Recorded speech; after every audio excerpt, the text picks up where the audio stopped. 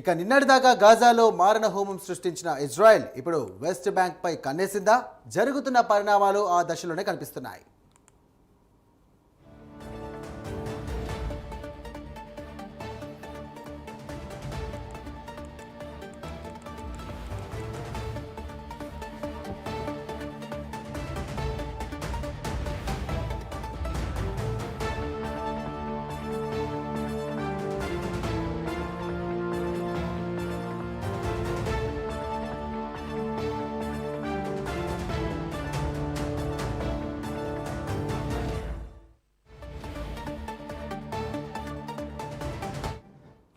West బ్యాంక్ను కలుపుకునేందుకు ఉద్దేశించిన బిల్లులకు అనుకూలంగా ఇజ్రాయెల్ పార్లమెంట్లో ఓటింగ్ జరిగింది. ఇటు ప్రపంచమంతా పాలస్తీనాకు ప్రత్యేక దేశంగా గుర్తిస్తుంటే ఇక ఇజ్రాయెల్ మాత్రం గాజాను విధ్వంసం చేయడంతో ఆగకుండా వెస్ట్ బ్యాంక్ను కూడా కలుపుకేసుకుంటామంటూ కూడా అంటోంది.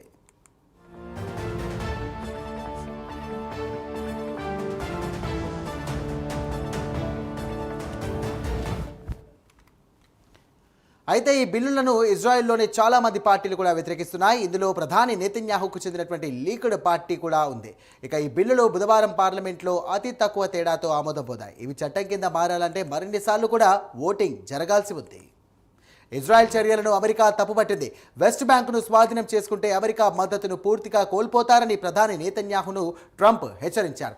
తాను అరబ్ దేశాలకు మాట ఇచ్చానంటున్న ట్రంప్ ఇజ్రాయెల్ వెస్ట్ బ్యాంక్ విషయంలో తప్పుడు నిర్ణయం తీసుకుంటే తమ మద్దతు కోల్పోతుందంటున్నారు.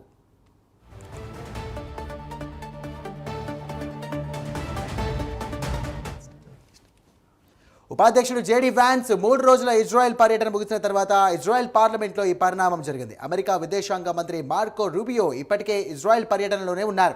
ఇక ఇజ్రాయెల్ చర్యలను జేడీ వ్యాన్స్ మార్కో రూబియో విమర్శించారు.